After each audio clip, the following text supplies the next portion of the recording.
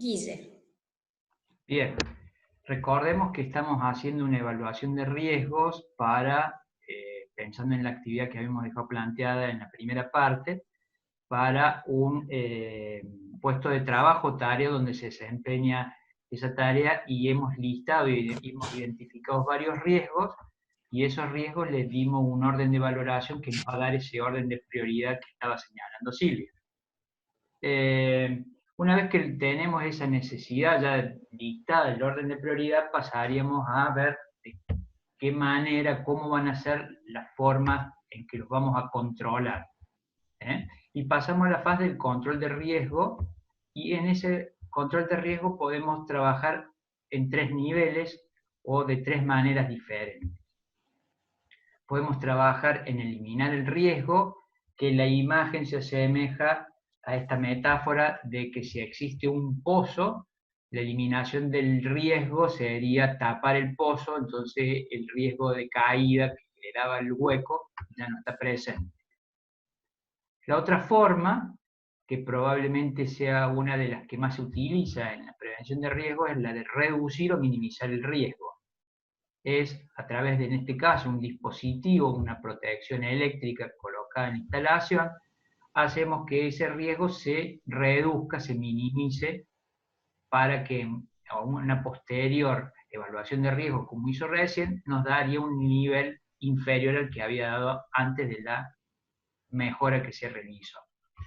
También es el caso, es el aislar el riesgo, significa colocar una protección, una barrera que separe a esa persona expuesta o esas personas expuestas del riesgo. En este caso, la imagen, una protección, una baranda, un cierre al acceso a la escalera, pensando en este caso probablemente de una escalera en un departamento, una casa donde hay niños. Bien, pasando a la otra filmina.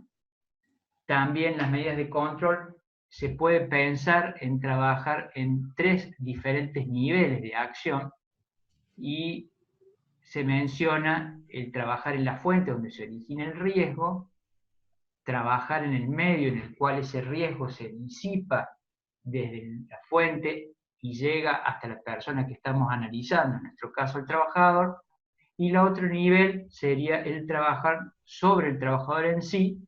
En este caso, es la idea de las protecciones que le colocamos o le proveemos al trabajador, llamado lo que es elemento de protección personal, y que podemos chequear la efectividad de estos elementos de protección a lo largo de las evaluaciones médicas que se le hace al trabajador para ver su eficiencia. En el caso de trabajar en la fuente, siempre se recomienda, en la idea de trabajar en prevención de riesgo, trabajar en estos 3 niveles yendo del 1 al 3, o sea, primero actuar sobre la fuente, luego en el medio y por último el trabajador.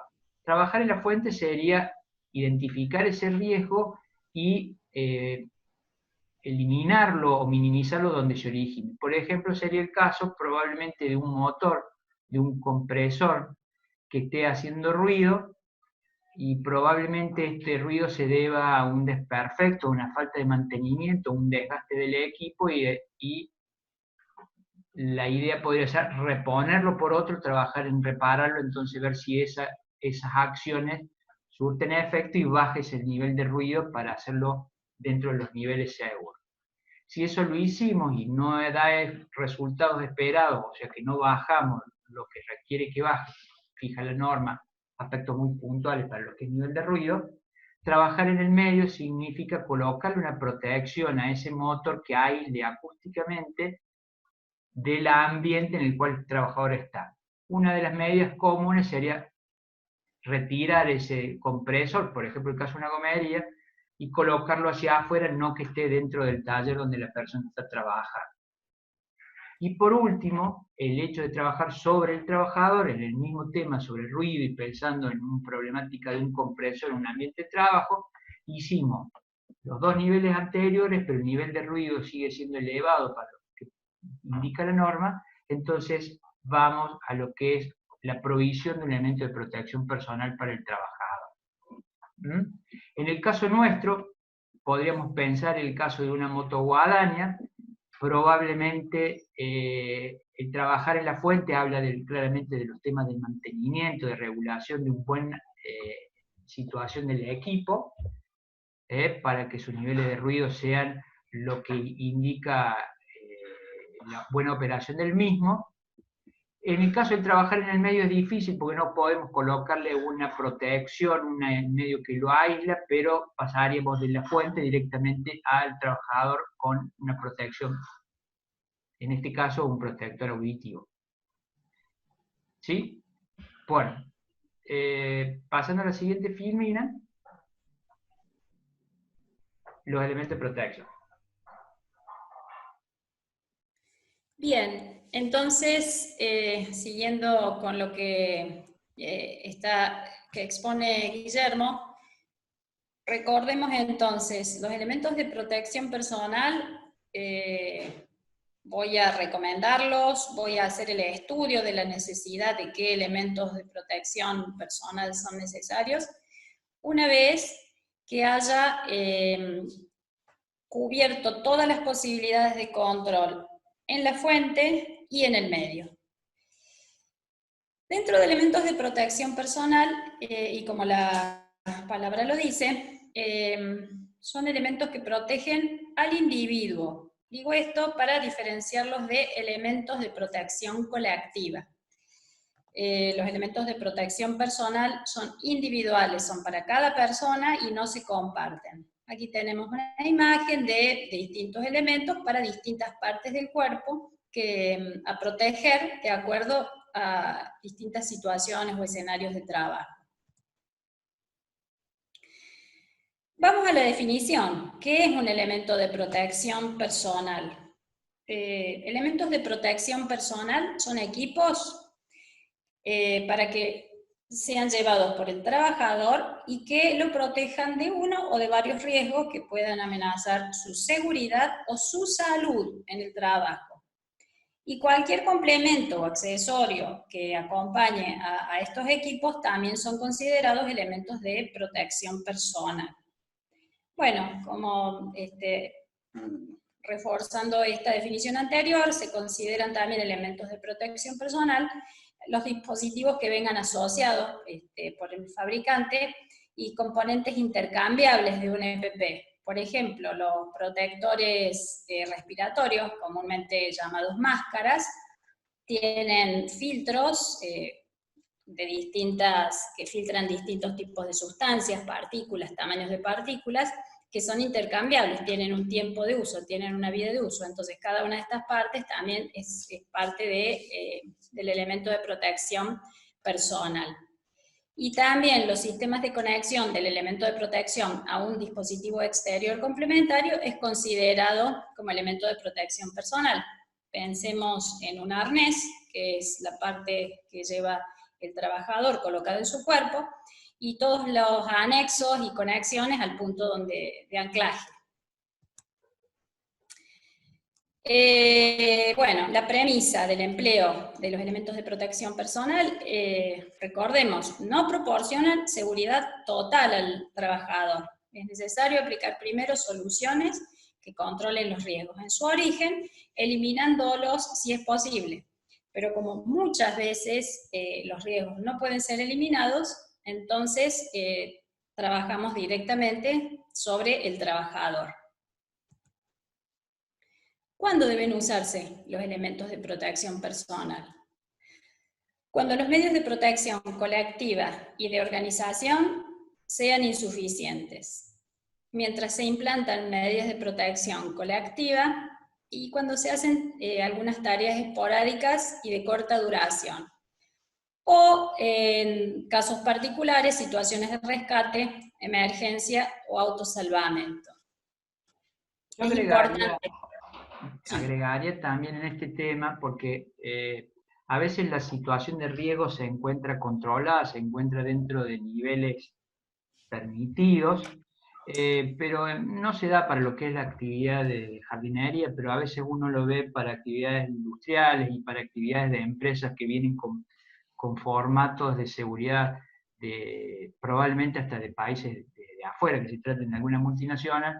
utilizan los elementos de protección personal probablemente hasta en situaciones controladas, como si fuese esta idea de sobreproteger al trabajador, que está bien en la idea, pero a veces uno da la sensación de cómo sobre medida, ¿no? O sea que la situación está controlada, el riesgo está controlado, pero aún así se persiste con la exigencia del uso del elemento de protección personal. Puede ser el caso a veces que una empresa de jardinería le toque hacer un trabajo de desmalezado en una planta industrial y le exijan para entrar a la planta y trabajar el uso de un casco. Entonces uno dirá, bueno, ¿por qué tengo que usar casco si en mi tarea al aire libre no hay posibilidad de que algo se caiga de altura? Pero bueno, es una norma establecida dentro de la empresa y uno tiene que cumplir tales normas. Eso quería creer. Bien. Los requisitos de uso de los elementos de protección personal son los siguientes: se asignan en forma personal, por lo tanto, el tamaño, la medida, tiene que ser adecuada a cada trabajador.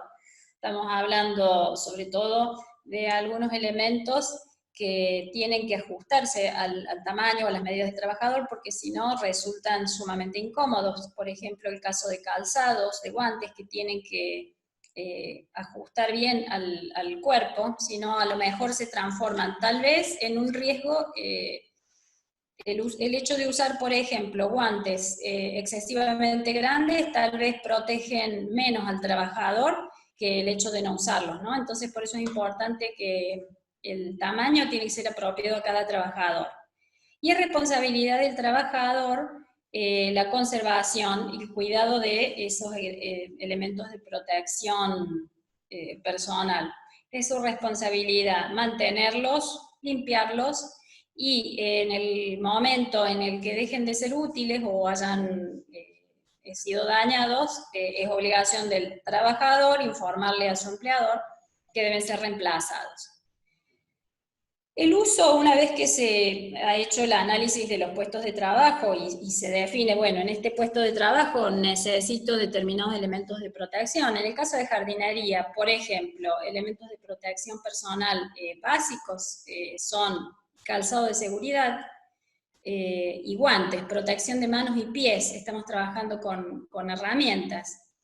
Entonces, este uso selectivo es obligatorio en el lugar de trabajo. Y hay que recordarlo esto: los elementos de protección personal son incómodos muchas veces, y muchas veces tendemos a no querer usarlos, estamos ya confiados de la manera que trabajamos, pero recordemos que es obligatorio para realizar el trabajo en el que estamos trabajando. No deben permitirse alteraciones en su normal uso. Cada elemento es para el uso para el que fue diseñado. No deben permitirse alteraciones al modelo original. Y bueno, lo que hablábamos anteriormente, de que el mantenimiento en buenas condiciones y la detección de fallas deben ser informadas de inmediato para ser reemplazados por elementos en condiciones. El responsable de la entrega y del control de elementos de protección personal debe supervisar el uso y estado de conservación. El uso no exime el cumplimiento de normas de seguridad, es decir, por el hecho de usar elementos de protección personal, eso no me exime de cumplir con los requerimientos de seguridad que además tengo que cumplir. Cuando se usa más de un elemento de protección personal, tienen que ser compatibles y no molestar. Por ejemplo, a veces, y sobre todo a nivel facial, estamos utilizando protección respiratoria y protección ocular, y tenemos que asegurarnos de que efectivamente sean compatibles, que encajen bien y protejan las dos partes que estoy protegiendo. Definir su uso, frente a qué riesgo se ha de proteger, las partes del cuerpo afectadas y el tipo de protección que deben utilizarse. La selección de elementos de protección personal debe estar a cargo de un especialista. quien definirá los puestos de trabajo donde será imprescindible su uso. Nosotros mismos, dentro de nuestra empresa de jardinería, podemos ser los especialistas en analizar el puesto de trabajo, identificar los riesgos y en función de estos riesgos decidir cuáles son los elementos de protección que nos van a hacer falta. Elegir los elementos de protección y tener disponible toda la información sobre cada uno de ellos. Y los trabajadores deben ser instruidos en el uso de un elemento de protección personal. Un elemento incorrectamente utilizado muchas veces no está cumpliendo la función, sobre todo para riesgos que valoremos como altos. Estamos hablando, por ejemplo, un arnés para trabajo en altura, el empleado que lo use tiene que recibir una capacitación de cómo utilizarlo, cómo ajustarlo, cómo se tiene que ir desplazando, si se va a desplazar en altura. Entonces, no es la entrega simplemente de un elemento de protección, sino la entrega y la capacitación. Y hablábamos al principio de registros. Cuando hacemos esta entrega de elementos de protección y estamos capacitando, dejamos por escrito una planilla, una constancia donde el trabajador va a firmar de que está recibiendo los equipos necesarios para el puesto en el que va a trabajar y que ha comprendido claramente cómo es su funcionamiento y los riesgos de los que está siendo protegido por ese elemento.